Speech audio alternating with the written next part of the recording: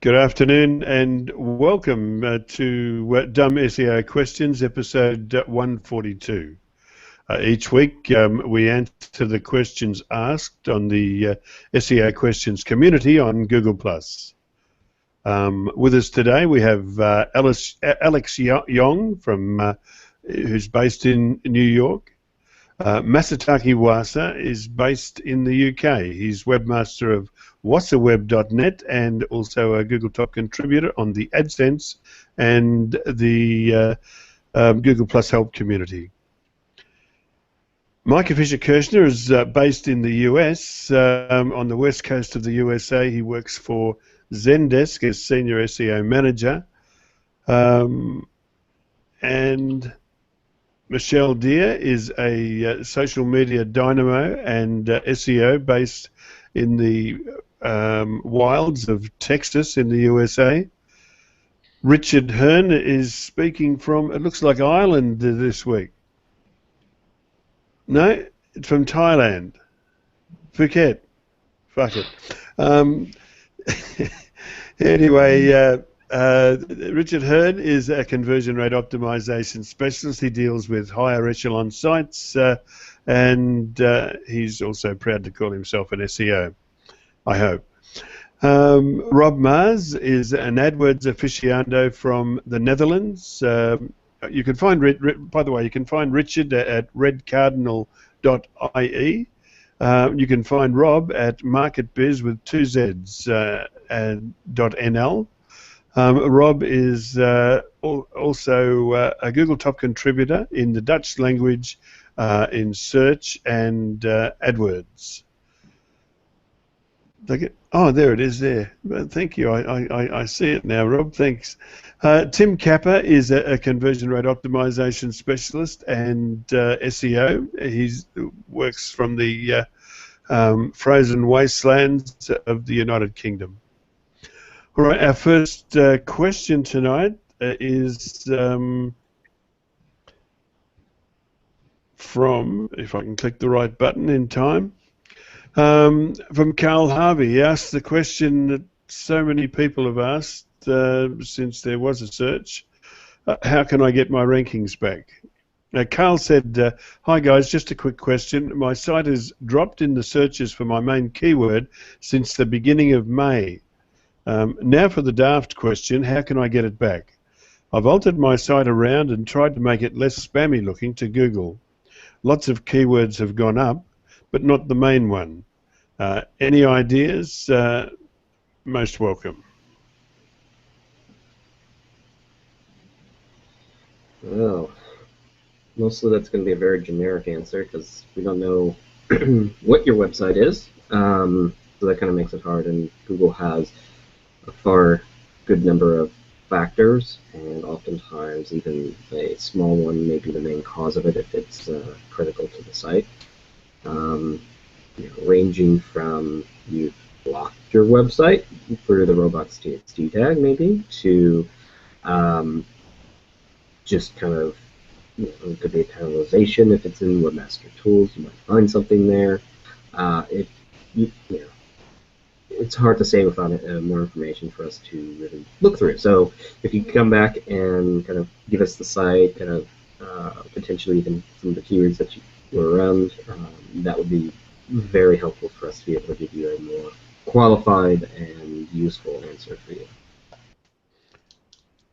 Yep, I've thought of a way. I think where we pin the this week's clip in the community, I'll create a longer script for Edwin, so that when he pins that script, we'll put instructions like that there. I think that should make it easier. We might be getting more URLs. Anybody else with a comment on our first question? Yeah, well, if you are being slammed for a spammy website and you clean it up, then it's quite logic that you don't get back the positions you had before.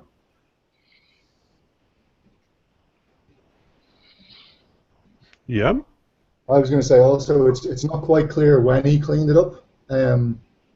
he says that I've altered my site around and tried to make it less spammy. He should clarify whether he did that before his rankings went down or after. Like, I presume it's after, but you never know. And I'd also wonder, does he know the exact date? Did it fall off a cliff on a particular day? Because that's when this Phantom 2 that is actually in the news items was released, I believe, just the end of April, beginning of May. So he could have been hit by that. Yeah. Which is it's basically, from what we can tell, it's something similar to Panda in terms of what it targets, but not necessarily in terms of how it works. Yep.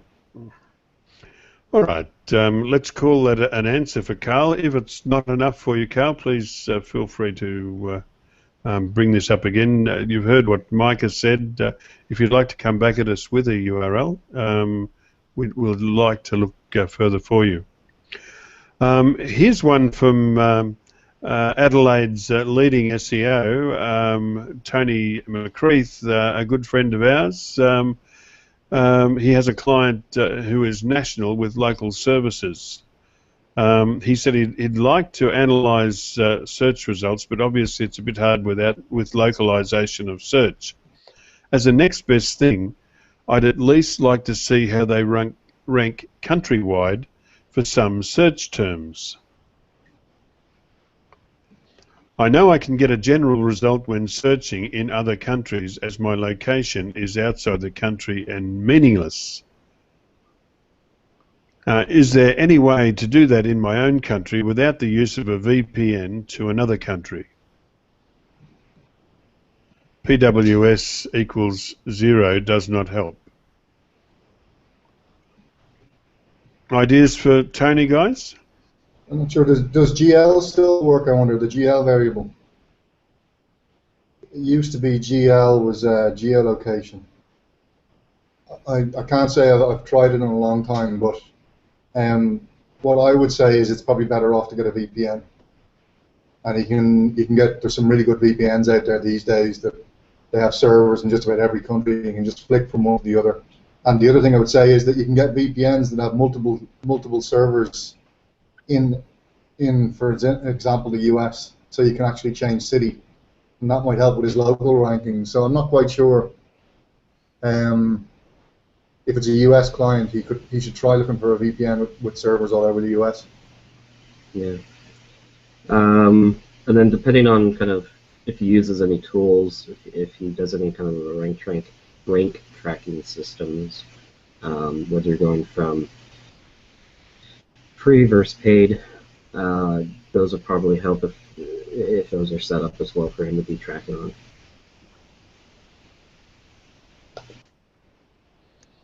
But there definitely used to be a variable GL you could append to the URL, and it would take a country, and you could basically set your search results. So you could tell it was basically instructing Google that you were in that locale. But whether they still use it, I don't know. I encountered this the other day. I wanted to refine my own search for my own purposes, but I'm based in Tweed Heads, which is 110 k's from Brisbane. But it seems that Google is using IP, the advertised address of an IP address, to decide where a person's located.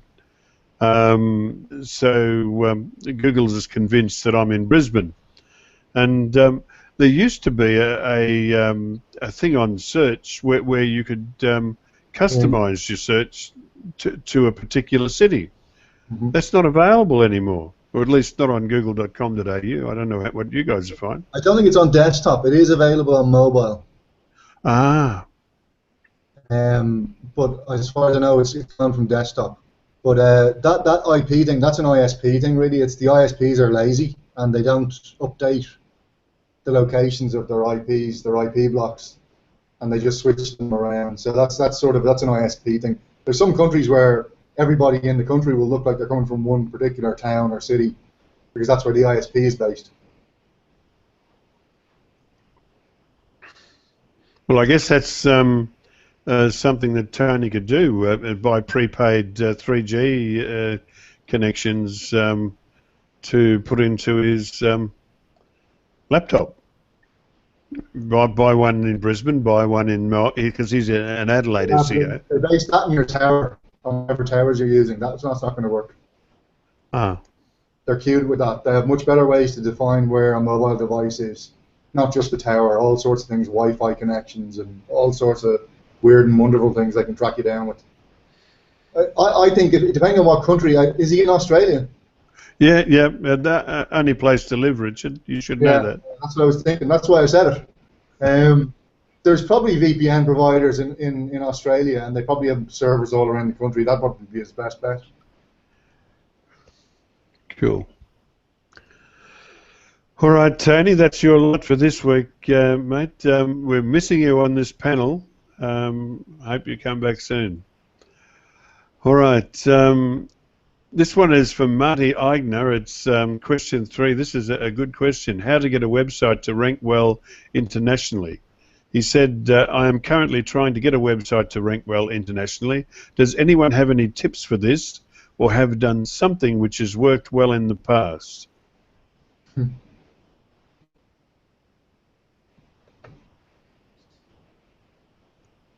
I have a wee bit of experience in this field. And the answer is going to be, it depends. It depends on what resources he has. It depends on what his content is like. It depends on what the niche is he's targeting. The easy ways, the cheapest ways, the low-hanging fruit, localize, publish in multiple languages, use things like hreflang. If you have local offices, set them up in Google Business, that sort of thing. Getting them to rank. If you have multiple websites, use CCTLDs. Things like hreflang will help. There's a lot you can do, but it can be quite difficult, especially if you're not big. Yep. Is there a website there? SEO site checkup. Oh no, sorry. That's a comment. Yeah. Good internal structure on your site. Make sure you've got a good architecture, good navigation, easy to switch between countries. Like, he should have a multi-country site if he's trying to go internationally. Try to get unique content on each. Like I said, localize, do it well, professional translation, etc. Yeah, and then just go out and try and get links, get noticed. Yep.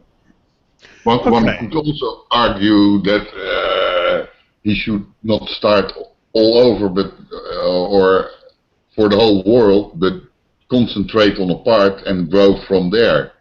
So looking at more locals to start with.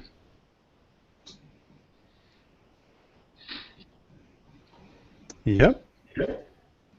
Anybody else before we move on? Marty, I hope you're happy with that, but as always, you can ask again on the SEO Questions community and point out what we're missing.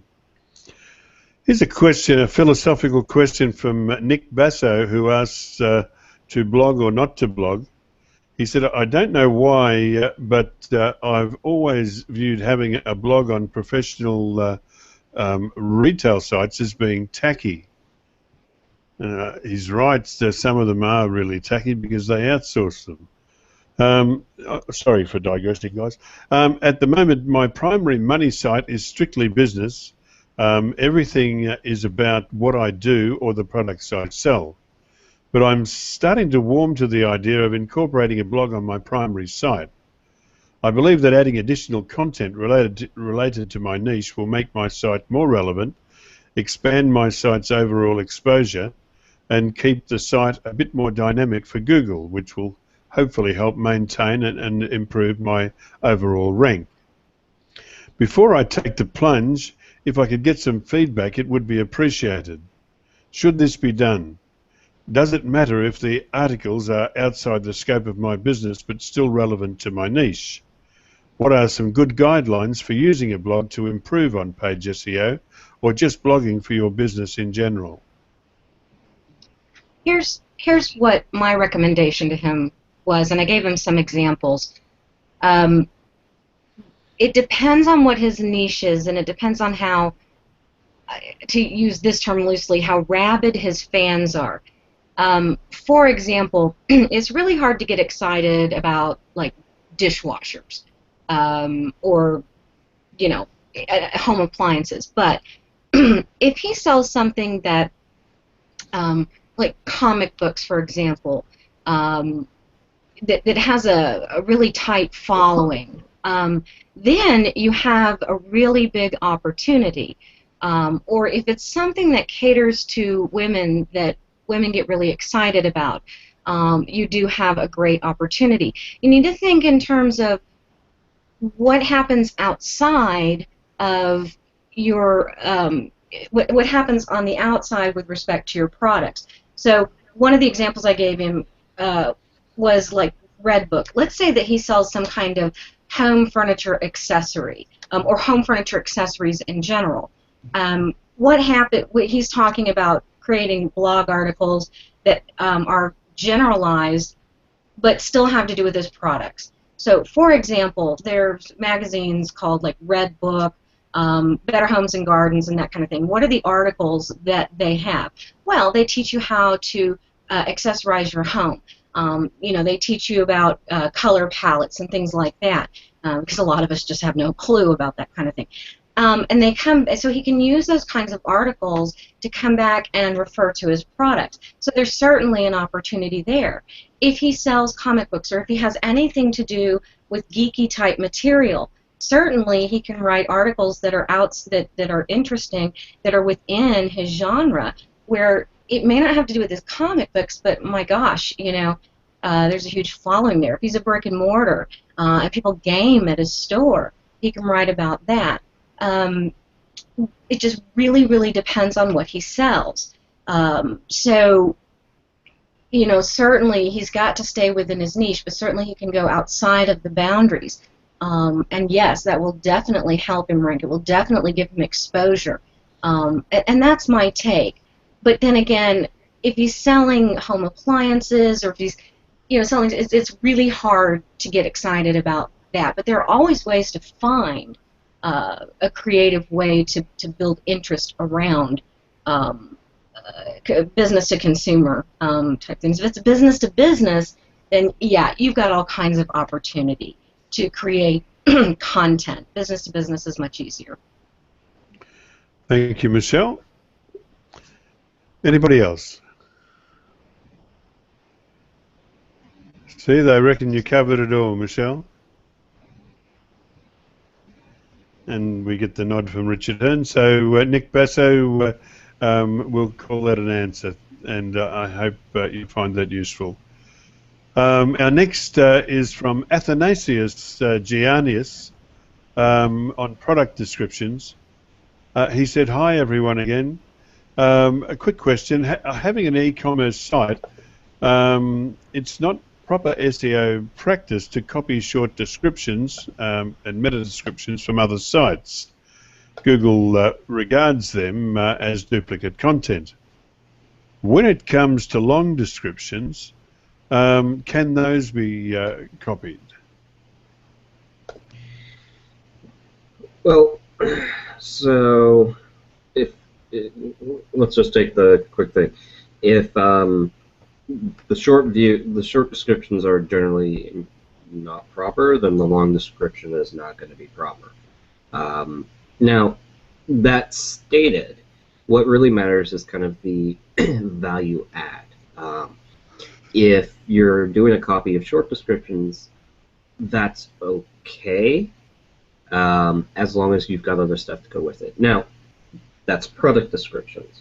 If we're also talking meta descriptions, you want to really have your own. It's not that it's harmful, but it's just to a user, there's a possibility you might look like spam, because it's if they're not as familiar with your site and they're familiar with the other one, you just look duplicate for having that. So you do want to stand out in some way, and the longer the product descriptions, the more you need to have other unique value adds. You don't want to have pages that are essentially duplicate of others and have no unique quality. Google doesn't want that, and in their view, users don't want that as well, because why should they go to your site if you're not adding anything of value when they can just go directly to whoever the initial site is that has the content as well as the products there. Cool, Micah. Anybody else wish to add to Micah's comment? I think that covers it. Yes, Micah, your video isn't working, so I put the question on the screen. I'll keep an eye on it, and if it comes back on, I'll take the question off. Next one is probably one for, I know one member of our panel anyway that would like to answer this. Kenny Duart said, can I have 2 domains with the same Google local address? Will it be a flag? Will Google send another confirmation email to an address that's been verified already?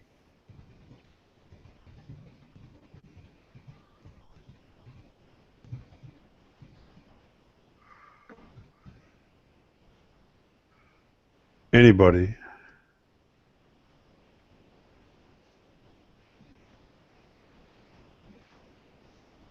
I'm guessing no.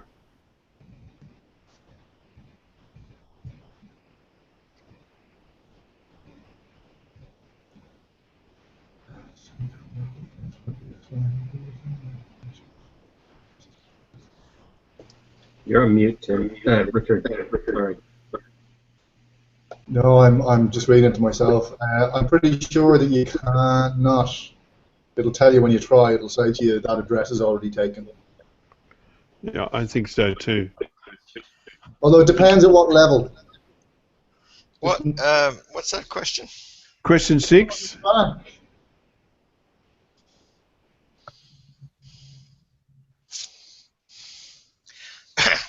Okay, forget about like the thing about 2 domains. So you're asking, hang on, can I have 2 domains with the same Google local address? I think So you mean it's 2 businesses with the same local address. Okay, so you can have 2 businesses at an address, okay, but you will need a separate telephone number, and obviously the 2 individual local pages can have their own separate domain. The reason you need a separate telephone number is because generally if you try to create with the same number, Google will say, sorry, once you've created one, you'll be able to verify it. But when you go to create the second one, once it's verified, it will pop up, say this has been removed due to duplicate issues. So you're perfectly fine to have 2 separate businesses operating from the same address, but of course they need separate telephone numbers. That's one of the differentiators here. Google's basically saying, you know, how could you possibly, a lot of people question, oh well, they are 2 legitimate separate businesses, but we still only have 1 phone number. Well, Google's basically saying, well, how the hell do you answer the phone? Do you answer the phone saying Jim's bricklayers and Jim's carpentry? Do you see what I mean? Nobody answers the phone like that. So if they're 2 legitimate businesses, they would have 2 separate phone numbers. So that is going to be your main kind of criteria. So you can call it Jim's Bricks X address with a phone number and the domain corresponding to that, and then you can have Bob's built-in swimming pools, same address, different phone number, and obviously the domain corresponding. So that is generally going to be your differentiator, would be your telephone number. And don't get, obviously the name needs to be you know, respective to that business. Okay. Thank you for the clarification, Tim. I must say, though, that Google is quite wrong in this. I mean, I'm not saying I'm not disputing what you say, Tim, but I'm just saying that Google's application of a single phone number. We have here in Tweed Heads been running 5 companies with 5 different names for nearly 20 years. And how do you answer the phone? We answer the phone, help desk. Help desk. Jim speaking. And that covers it. Whoever they ring, that's who I'm talking for. Yeah.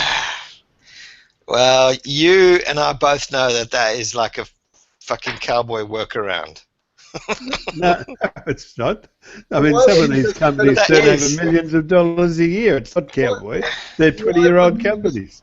Jim, why wouldn't you just set up VoIP and get a couple of numbers for next to nothing and have it all set up in the computer? It just shows you who's calling, what number they're calling on, blah, blah, blah. I suppose we could, but at this stage you're not going to. We've got a PABX here that you know, we transfer calls with, but I suppose we could do that, but we just don't. And it works perfectly well. Okay. If it works, don't fix it. Yeah, anyway. So anyway, I've just discovered something. Bugger you, Google. Anyway, let's move on to the next. And it's a question from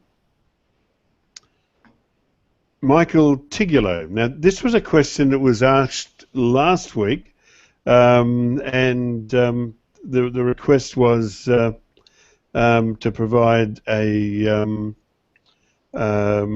URL, and the URL has been provided. Michael said, "I have questions." He said, "If I go to Google Maps and search for pet sitters in St. Petersburg, the site of my client does not have a PIN and is not mentioned.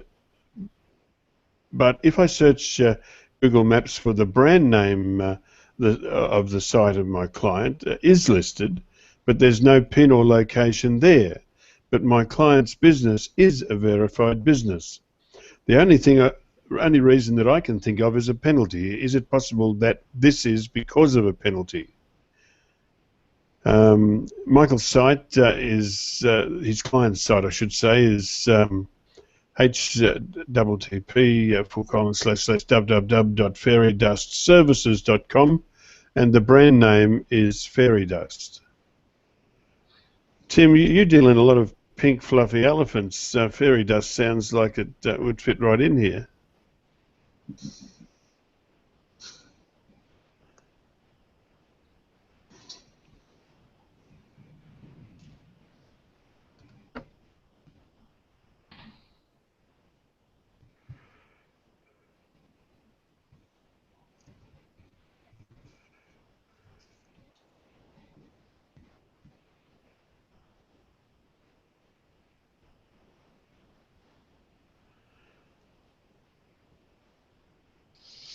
So I'm just getting this right.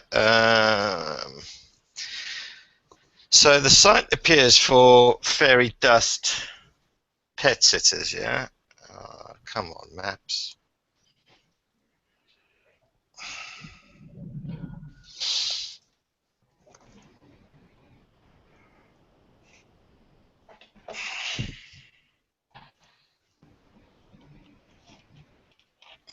Sounds like they don't have a business page or a brand. Well, this is going super slow.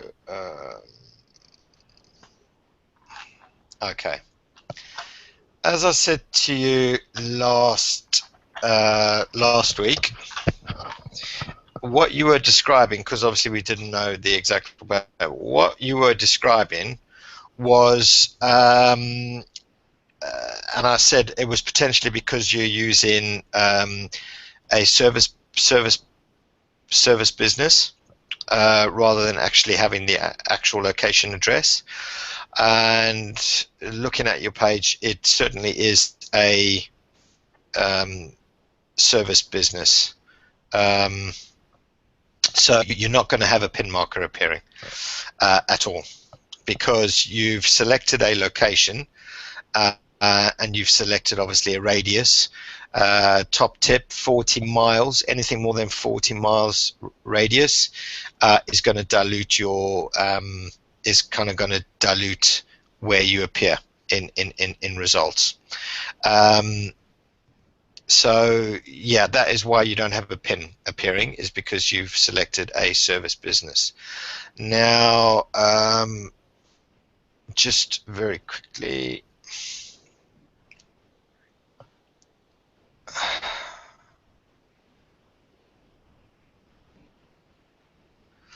okay, I would on your your business description, I would actually list after your description, I would actually list your services. So because you want to obviously, you've only mentioned pet sitters once, so I would probably list your actual services: home cleaning, pet sitting, and that's it. And then of course you can also link in your business description and link it to the two individual pages. Now I'm just, wow, my sites are running slow today, come on.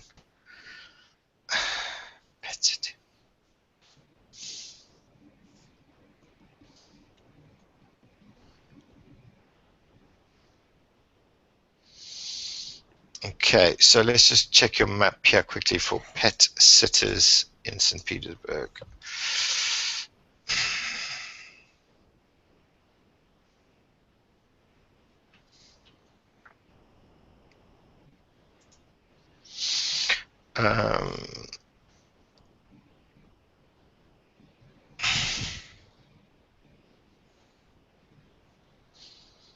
No. Now, because you haven't, you can do this exercise yourself. Obviously search pet sitters in Petersburg, Florida. You'll see that the main sort of centroid is on that, I don't know American areas, but it's on that like little sort of jut of island or whatever it is. That's where the main centroid is. So that's where your local pack is generally going to be displayed in search. Now, I don't know whether your address on your business page is actually within that centroid or is it further out. So that's going to make a difference, because even though you've selected a service business page, Google still, although they don't display your address, they still use your actual address also. And also depending on your service area that you've selected. So that will kind of slightly play a part. So double check that distance that you selected. Just want to quickly run through. I don't know where you're appearing. Not up to page 2 yet. How much was that radius again, Tim? 40 miles tends to work best. You can push 40, it up to 60 miles. 40. Sorry? 40 or 40 miles. 40. Okay.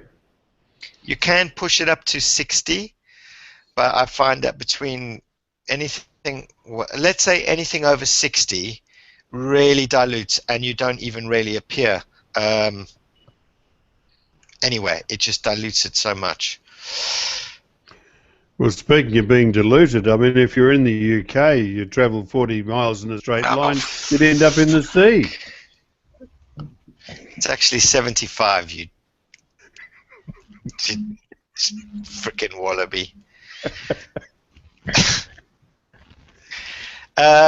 Bloody hell, yeah. Look, I mean, I'm up to page 6 already, and I still haven't found your dust fairy. I'm also not going to check, but have you looked at local Florida citations, building some of those up? I would definitely recommend that. I would mark up your address on your site with schema, 100%.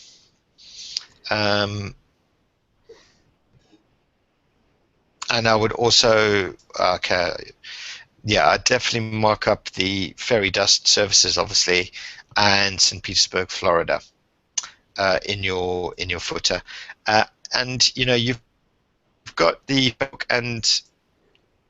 Facebook and Twitter icons on your site, but you know, I find, you know, you're asking now about, well, why am I not appearing in Google, and you're kind of like ignoring even adding on your Google. So yeah, add your business page in there in a G+ icon. There are so many sites here, it's unbelievable, to do with dogs, pet sitters, groomers, vets. Wow. A lot of competition. You're going to need to, you know, well, that's the main reason.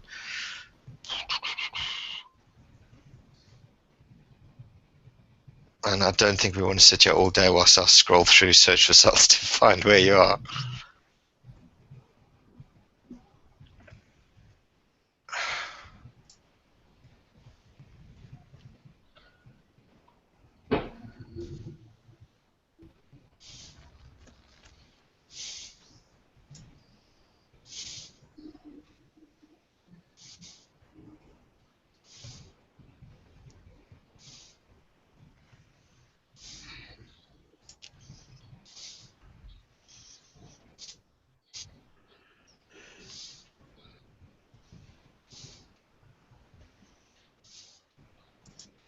Any time this year will be fine, Tim.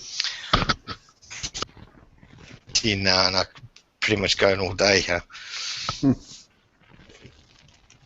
Will we call that a wrap? Anyway, yeah, I think, you know, I think we've answered that really. Check your serviced area distance. You won't be having a pin appear. Add a little bit of add your two, you know, your house sitting, pet sitting services as sort of bullet points, and link them through to your site in your business details. Schema markup your address in the footer of your site. Oh, use your Google Plus. Actually post a couple of things. It's also really great if you sort of add an image and you tag it. You add an image and then post it with a location base so that it appears, you know, and you could have the title "Pet Sitters in Florida. Look at this happy cat," or whatever the case may be, and it could be a picture of a cat lying on a blanket or whatever. But it will be tagged in with your actual address, your business page address, which is always handy, because then Google will be equating, oh, you know, Fairy Dust Pet Sitters to pet sitting. So yeah, you know, you certainly got to use the page also. Excellent. Look, that was a great Google My Business answer, Tim. Have you thought about becoming a top contributor? Actually, Jim, no, I haven't. How does one go about doing that? All right. I think this is our last question for the night. Or no, second last, I think. This is from Kenny Duart. By the way, there was a great answer from ProMoz SEO, one of our forum stalwarts, and I thank ProMoz SEO and all the other people that answer our questions through the week on the SEO Questions community on Google+. But anyway, Kenny Duarte revealed this was a research question, but I don't think we should hold that against him. Let's deal with this philosophically and give him an answer. Kenny asks, please explain the difference between organic listings and paid listings. What do you think the benefits are or the drawbacks are to each? Which has led to more traffic and conversion on your websites?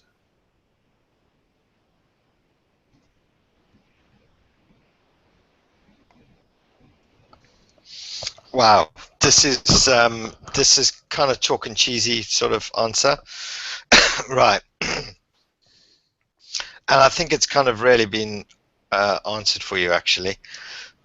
Pretty much organic listings is how Google perceives your site pages and then puts them into the search results for when somebody searches for a query.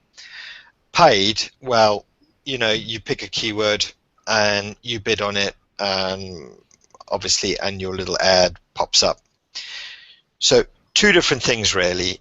If a site is competing in a very, very dominant market, for example, they've only just started out, they haven't built up a lot of content, they haven't built up the authority around their site, well then of course pay-per-click will get you in front of people before you are actually visible in organic. I'm not saying you won't be a visible organic, but when I say not visible, that tends to be, you know, anything past sort of page 2, nobody is really going to find you or search that far back.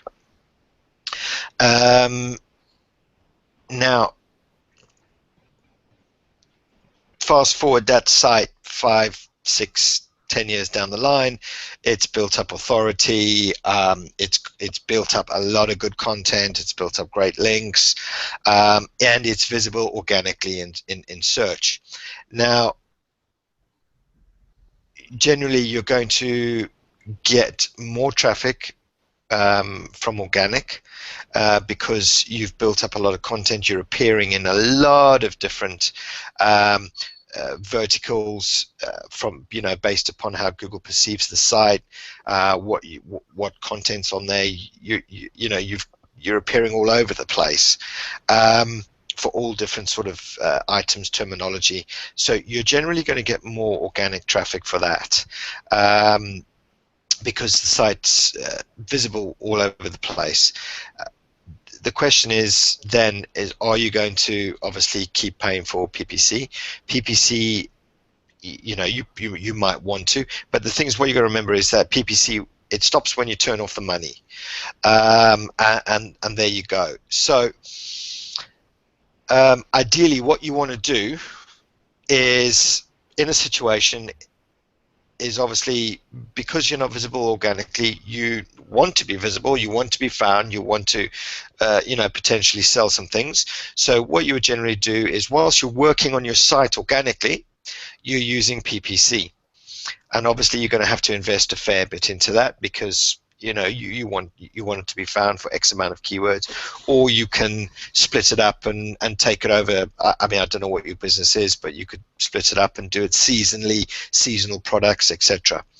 And then as you're working on your site over the time, you in theory are building up your organic visibility, and you start actually getting a bit of traffic via organic, and then you can kind of scale back your PPC based upon where you're starting to appear organically. Now, a lot of brands, big brands, don't. They actually bid on their brand. They bid on their brand keywords. They bid where they even position one. It entirely depends up to you and your strategy and your visibility and your branding strategy, what you want to do. But in theory, being is PPC is there and now, as long as you're paying. Build up your organic visibility, and when you start appearing, you can scale back on your PPC. Fantastic. Anybody else?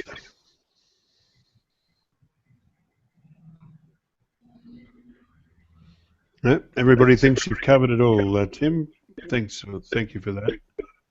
All right, here's one from Paul Edmondson, magician. Is it bad practice or indeed permissible for someone to have two URLs with exactly the same content on each?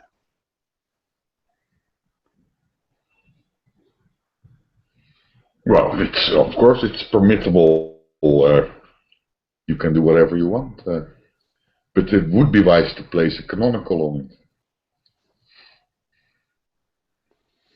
You may need to explain why you would place a canonical, Rob.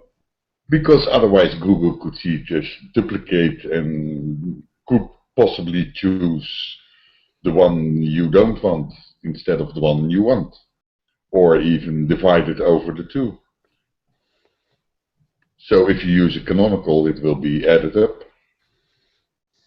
Or you have just one site on one URL, which is easier. But it's permissible. Yep.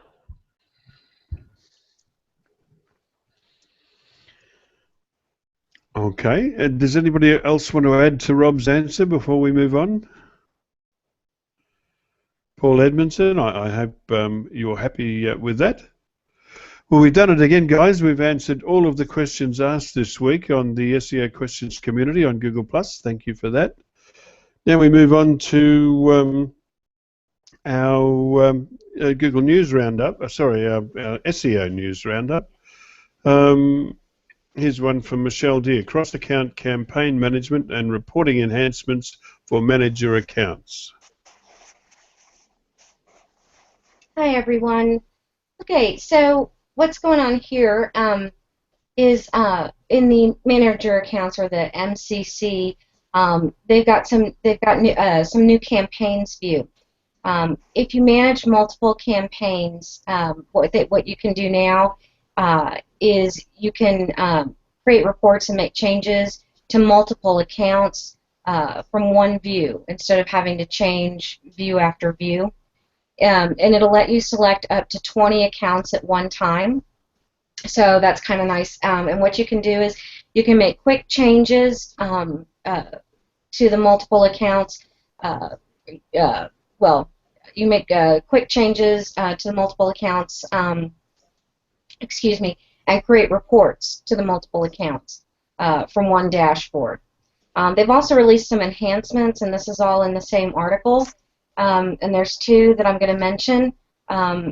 They've updated the data refresh to match the data refresh in AdWords. You can set a custom date range beyond the current or the previous one of 90 days. They've added some more columns, conversions, and chart performance.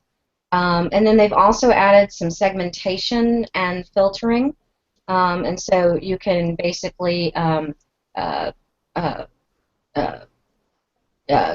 cross, yeah, I'm sorry, guys, but basically you can segment and filter your reports and look at them a little bit differently. So read the article to get a little bit more information about that, and this is from the official AdWords blog. Thank you, Michelle. Next is okay. This was funny. I see Tim Capper reposted it on Google Plus today, but it's been fixed already. If you go to Google Egypt, you'll find that the Egyptian repairman no longer outranks Google for the search term Google in search. It was funny while it lasted anyway. So we'll pass on that unless anyone has a comment.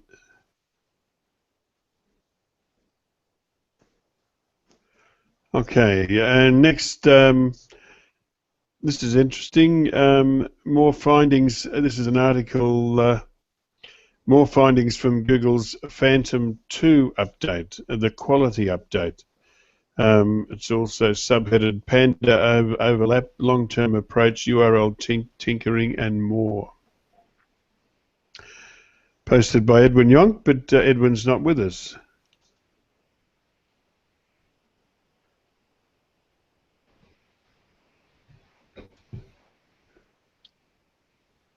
This is a great article. I see Gary Illy's is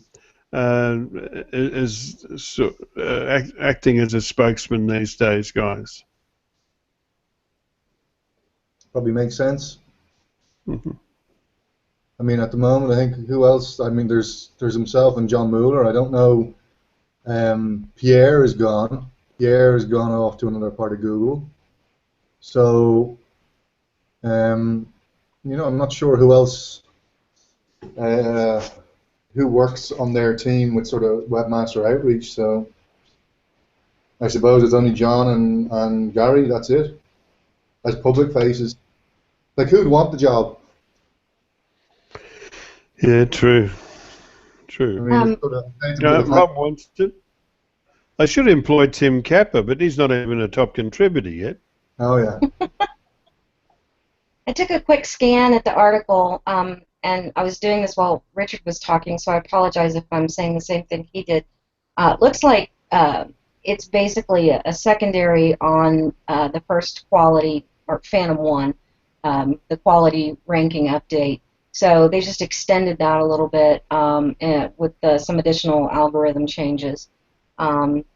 Let's see, I'm just going to read from the... as I've said many times before, so it wasn't Panda, but it focuses on quality. We're going to talk about Panda in just a second. As I've said many times before, not me personally, the author of the article, content quality can mean several things. You have thin content, low quality affiliate content, poor user experience, advertising obstacles. Great, everybody knows this kind of stuff, or most people do. Let's see. Almost every problem I came across during my Phantom analysis, would have been something I would have targeted from a Panda standpoint. So both Phantom and Panda seem to chew on similar problems. And in this part of the article, he or she was talking about Phantom and Panda overlap. So basically, it's just an extension of the algorithm modifications from Phantom 1.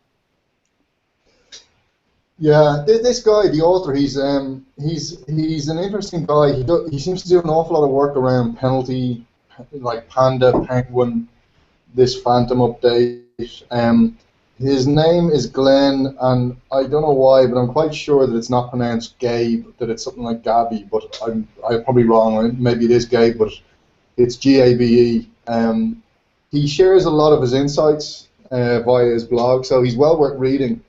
And there aren't too many SEO blogs that are really worth reading anymore. But this guy, he probably is one because I think he just spends so much time digging into data. Personally, I suspect that the idea of Panda and Phantom and all these different things, I suspect in Google they just view it all as one thing, and that maybe this is just a different way for them to release these sort of quality updates. These are baked straight into the algorithm, whereas Panda is something that sits outside and they latch it onto the algorithm. But I suspect they're nearly one and the same, and this is just a real-time version of Panda. So I doubt that I wouldn't surprise me if within Google they don't just view these as the same sort of thing. Yeah, I agree with you, Richard. I mean, given that apparently they update algorithms 1,000 times a year, that's 3 times a day, virtually. I wonder if a lot of these things are a sort of a obfuscation method to keep people guessing and thinking and so on. Well, I suspect there's going to be a lot less information given by Google about what they're doing. Great. I think they tried that for a while, and that would have been sort of during the Matt Cutts era, and I think it was good and it was bad. I think it was good because people wanted more transparency, but it was probably bad because it created sub-industries within themselves. So I think they're going to be we're just going to see these updates coming through, and I don't think they're going to announce them. I don't think they're going to name them. I don't think they're going to do that. And they're just going to go, no, this is just part of the regular algorithm. I don't think they're going to have these beasts anymore. I think the beasts are dead. I really do think the beasts are dead. Even though they said that they're going to release Panda again in a few weeks, if they do, I suspect it's just to release the people that are stuck in there. And I reckon it'll just die a death, and we're not going to hear about it anymore. I don't think we're going to hear about any more beasts. I really don't. Yeah, that's the goal. I agree. I kind of liken it to, not that it's the same, but if you need an analogy, to when you get bug fixes and then you have a completely new release, being that the algorithm, I mean, you can't document every time you release an algorithm change. Like Jim was saying, 3 times a day, that's ridiculous. They're giving enough information about what you need to do to not give, not give negative rankings. Just, do this with your content.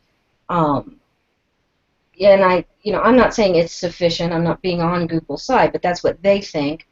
So if you're doing the right thing, then the algorithm changes shouldn't affect you too negatively.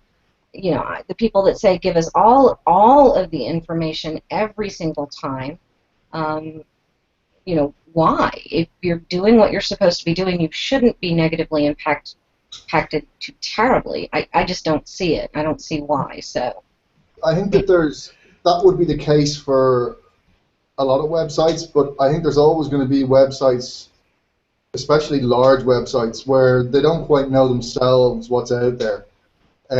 So like I frequently work with websites that are 1 million+ pages, and very often you'll go in and you'll find 2-3 million pages, but actually there should only be about maybe 700,000 or 800,000 pages of content, and the of these sites don't quite know that they're outputting all these pages that can be crawled and indexed, etc. So, in fairness, there are plenty of cases where people are doing the right thing.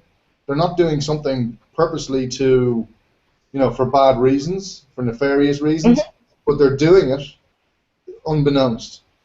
And some of these issues can hit sites. They can get hit without doing anything wrong, per se. Right. It's maybe their systems are doing something. So there's always going to be cases where it can be useful for Google to say, well, yes, there was this did happen. We did change how this functions, so that people can pinpoint where the problems are. But of course, they balance that up against the fact that there are a lot of bad people out there who will take advantage of any information Google gives them. Yeah, and it is a problem, but it's also an opportunity to get your stuff together, so to speak. Yeah, but I do agree with you. And if those sites have 1 million pages, they probably have enough revenue to get the right people in to fix it. Yeah, very often that's the case, but at the same time, not always. So, some of these Google changes can put businesses out of commission. I mean, they shut down because of some of these changes. I know they shouldn't be relying on Google, but the fact of the matter is that there's plenty of businesses that do. So. Oh, I completely agree, and I understand exactly what you're saying. Yeah, and I don't mean to just, hand wave. I really don't mean to just hand wave. But, yeah. I think a lot of businesses don't understand the difference between the algorithm modifications and the Panda update. Like when you said doing the Panda update releases people who are stuck in the system, and then there's also the gathering of the data that pulls it into the Panda update, and it gets stuck there until they basically flip the switch. And that came up during the quote-unquote phantom update or the quality update, and that information didn't get disseminated very well. Through the tech community it did, but I think in the business community that understanding didn't get disseminated well, and so I think there's still a lot of miscommunication and misunderstanding about what's really going on when there's negative ranking issues and stuff. So yeah. And of course, it's too early to say how this update to their algorithm works, whether it works in real time and whether it can be fixed in real time, or whether it's a score that's applied to a site, or We don't know. I mean, we know that things like Panda and Penguin are scores that are applied to URLs or to domains.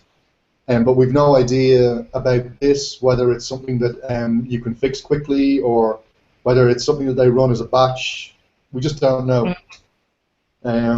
which is a little bit annoying as well. But then again, I'm not going to say they misled us, but I mean, how many times did they promise they were going to update or refresh Panda or Penguin and then not do it?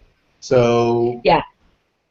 And I do think they should let the community know when they plan to flip the switch for Panda. I think that they ought to. That's one thing I think they should communicate. Yeah, I think that they're just. I think if they refresh it, it's only just as I say to let people out. I think that it's. I can imagine that they just decided no more beasts, and that's the end of it. Sorry, Jim. I just. I hope that conversation helps people. I didn't mean to get too sidetracked. That's all right. I'm just glad to see you sober today. Me? I'm joking. I'm hyped on coffee. Yeah. All right. An announcement. Gary Illies from Google made the announcement at SMX Advanced this week, and while he wouldn't be more specific than 2 to 4 weeks, it does mean that we will likely see it sometime in June, and the it being an update to Google Panda. I think we've covered pretty much Google Panda. It's funny, I hadn't seen that, and it says it's funny that he says there it'll be a refresh, and that sort of ties in exactly with what I'm thinking, that they're just going to let people out, and that's the end of it. Yeah. Hopefully. Yeah. I think that it's fairly clear that they've seen the error of their ways, and they've rolled back a lot. Okay, comments on this? Moving right along, we have Google says it may unverify inactive local business listings. In other words, Google wants businesses to log on to their business listing and make a null edit. Otherwise, that they may unverify the listing. I think this is a mistake. I don't think that you can. I mean, who does Google think they are? Businesses are supposed to jump in every 180 days and make an edit. I think they just have to log on. I think it's going to. Yeah, but why? Well, I agree with you. I don't know why. If there's no sense in going in and everything's set up, why? Yeah. And then they said, this is interesting, they said, we will contact some businesses by email. Well, okay, why would you make the decision to contact some but not others? I don't understand that either. I think the rationale for unverifying, it's not going to mark the business as closed or anything like that. It just, as far as I understand it, they're going to remove the verified check mark next to the name, right? They're not going to mark the business closed down. I think the reason for that is that if you're on Google+, if you use that platform, and if it's verified, then you have reasonable expectation that businesses are actually on it. So if you try to contact that business by mentioning it, you would hope that you'd elicit some sort of response. Because the business is claimed and it's verified. You see the check mark next to the name. I, as a customer, may think, okay, that's one way of getting in touch with this business. But if it's just a case that someone has verified it yonks ago and has left it, does absolutely nothing with it. See, I don't know enough about what the benefits are. I don't know enough about the verification of the business. When I read this, I just assumed that every business has to be verified in order to submit for the page. Maybe Tim and Masataki, you guys would know a lot more than me and Tim. So I Tim's the expert. really, well, I've put this question to them for a bit more insight, but I haven't had a reply yet. For me, it makes it doesn't make sense. Why unverify it? The thing is it will still be appearing in search. It will still be appearing for that business's brand terms in the knowledge panel. It will still appear in maps. It will still, well, it'll appear everywhere, although it's unverified. Now, I hear what Massa says, but I mean, I think people come in via Google Plus to a business page. Wow, I think that's very, very far, and I mean, well, yes, I mean, people probably do, but I really don't think people search for a business via Google Plus. It's going to come in organic search via the brand name, maps, things like that, local packs, and the unverified will still be there. So but I really don't get it. Would they have the same weight as the verified one? Let's say everything else being equal. Unverified still pops up. Yeah. There's no doubt about that. But if everything else being equal, the difference being one is verified and the other one's unverified, would that make a difference? Well, at the minute, they are pretty much equal. It appears everywhere. Now, that poses the question, is if they are going to be doing this, are they going to be putting some kind of weight on an unverified business page? So that is the question. And if, for example, the business page is appearing in the knowledge panel,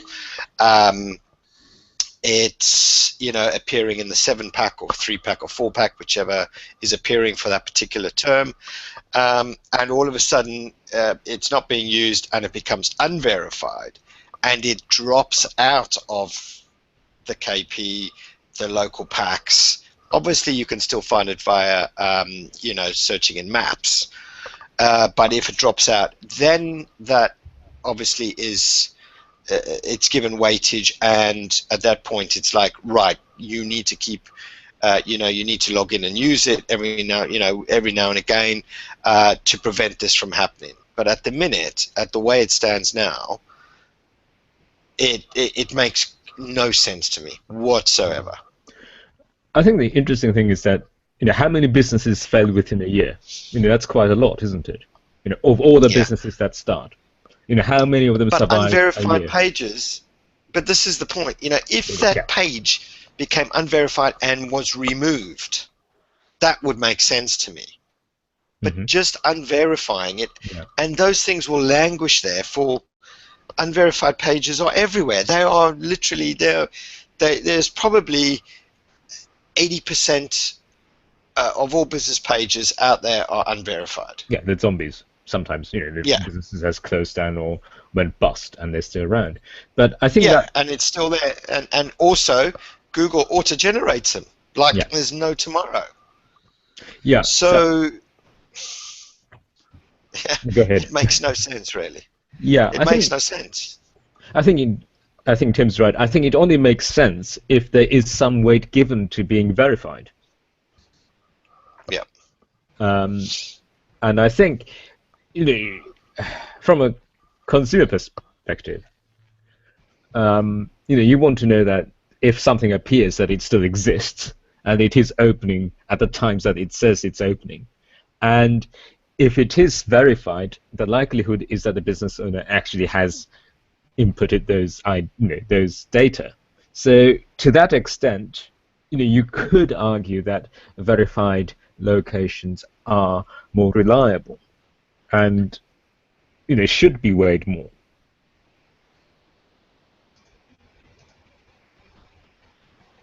So it will be interesting to see what happens afterwards, because otherwise it just seems if it's pointless, then it just needlessly annoying business owners. which doesn't seem to be a particularly clever thing to do.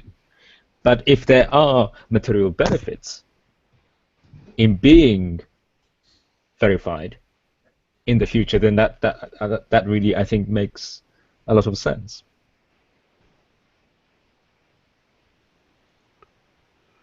Yep. Yeah, I really don't get it.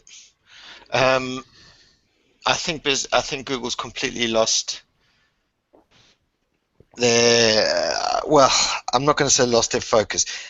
Google, I don't believe, I think engineers, developers, things like that look at a page and make some kind of decision based upon what they're thinking in the future. They're not looking at business pages and Google Plus in terms of what businesses want or need.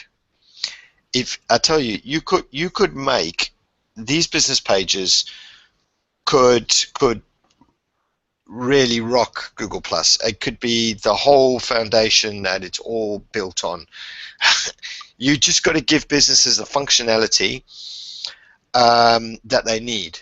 You know, scrap these third-party bollocks applications that Google wants you to use. Why do I want to display my menu on a third-party site to have a link to a third-party site when somebody wants to see my frickin' menu? It's a load of rubbish. Provide a business what he needs. You've already provided the branding in there. Great start. Now provide them what they bloody need. And I tell you what, they will drop their flipping LinkedIns and this and that to get onto Google Plus, you know, and use it regularly, daily. Yeah, but there's one problem though. There's one problem, and that's that regular users aren't on Google Plus. So but as if much you as give the businesses can go on business, there, yeah, but if you're a business, but if your customers aren't there, you can't justify spending money. It's maps and search, really, isn't it? It's not Google Plus as such that you're looking into. Yeah.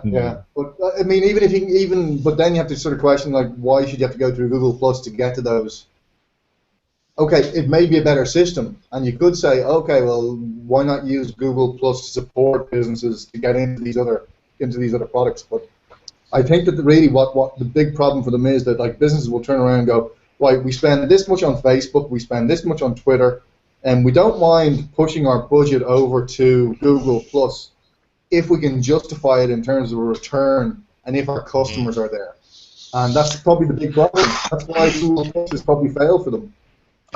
For a localized business, okay, for a localized business, I have yet to see any other social media that pushes traffic to that business page, to the website than anything else. And the funny thing is That's all not these. Google Plus, though, is it? It comes from the you see, Google Plus is the business page, because it's visible. Because it's visible in search. Yeah. Whereas so Google is pushing them on Google Plus from search, and then they're going to the website. That makes sense, but it doesn't have to be Google Plus. So businesses will look at it doesn't have to be Google Plus. But the point is they have this opportunity there already to actually build it better for businesses, to really make it work, provide additional information, really integrate it really well. At the minute, it's hard to even click onto a business page now from Maps. It's ridiculous. But all these other. I'll give you an example. We've got a UK group of hotels. There's five hotels, all boutique, blah blah blah. They spend literally thousands a month on their Facebook and Twitter. They've got agencies, marketers, blah blah blah. They have never updated their business pages for their properties in Google Plus, yet those bring in an average of 60,000 visits to the site, to the individual property pages on the site per month, whereas they're spending literally thousands on Facebook and all that, and they might get 700 visits, and they like dance in delight if they get. And I'm like, hello people, hello. You're getting 60,000 visits a month from your business pages, and do you see what I mean? Yeah, no, I Give know, them, but the problem is that like it doesn't need to be on Google Plus. Yeah. I mean, there were business pages before Google Plus, and they probably did okay as well because they were the same thing. They funneled all the traffic from search to those to your local page or whatever it used to be yeah. called. Yeah. Those only appeared in your, obviously, your local packs and obviously maps. Now we've got the branding potential there in the knowledge panel, and I just think if you gave a little bit more, you really, you know, think of something which is really going to draw them in, whether it be business to business calls. I don't know.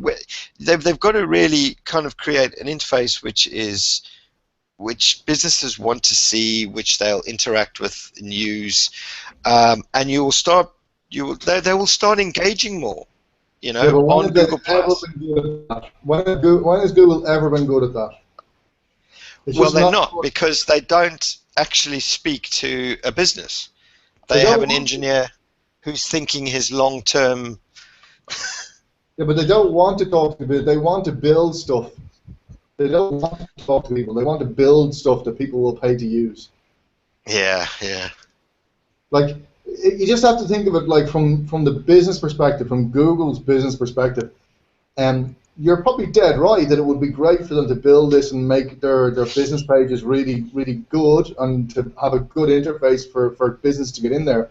And on Google's side, they're probably looking to say to themselves, will this help us sell any more ads? And they're going to go, no, it's not going to help our bottom line. And they don't really care unless it helps them sell ads.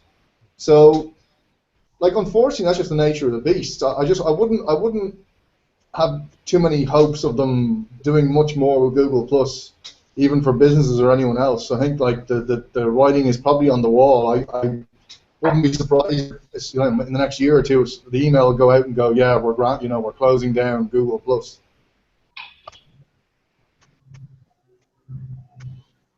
And they don't have enough TCs, of course, to handle it all. Fuck's sakes. On that note, I'm going to love you and leave you all.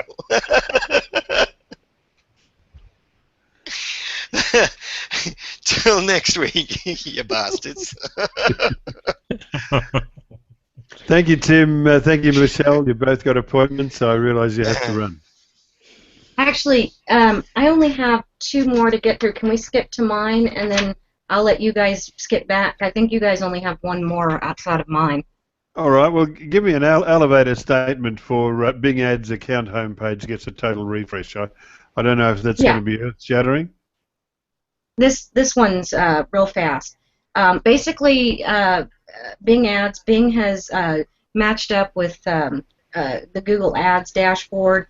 At the top, they've got KPI summaries, performance graph, and the top movers report.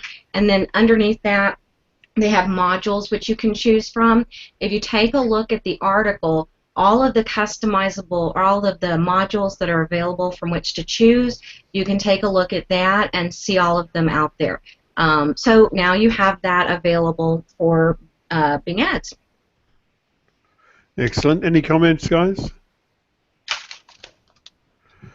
All right. And this one, well, this is interesting. Google planning to devalue content behind interstitials. Now, this one's important. This one's the one I did want to talk about. Okay, so we talked a few weeks ago, I think it was about 3 weeks ago, I think we talked about it, for mobile, devaluing the interstitials on mobile. And these are we're talking about the pop-ups for the ads and that kind of thing, and devaluing the content behind it for search. At SMX, one of the Google employees mentioned that there would be internal talks about devaluing the content behind interstitials for the desktop. So the internal talk hasn't had, they've probably had casual talks, but the internal official talk hasn't occurred, but it probably will. Don't know exactly which types of interstitials will be affected.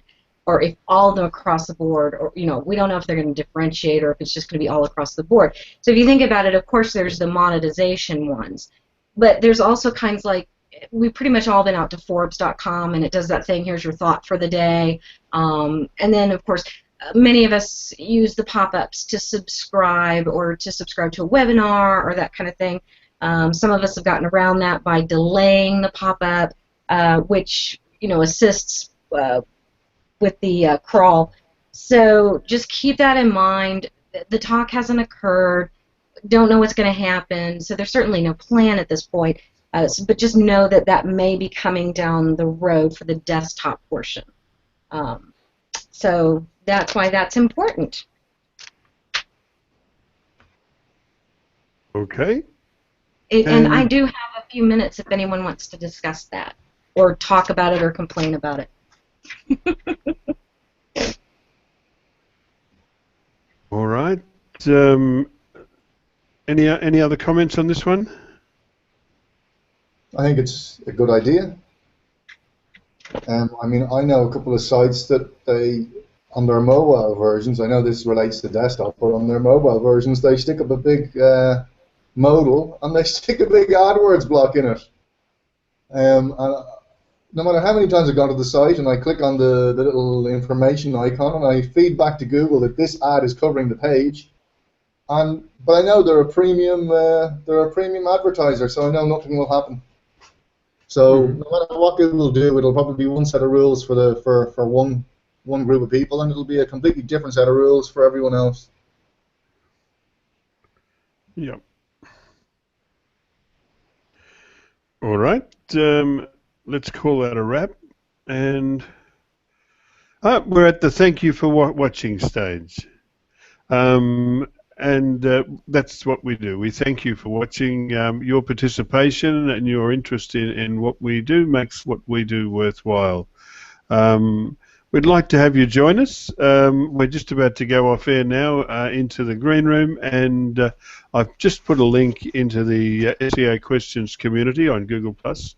And you can jump straight into the Hangout and have a chat with us afterwards. We'd love to have you join us. Otherwise,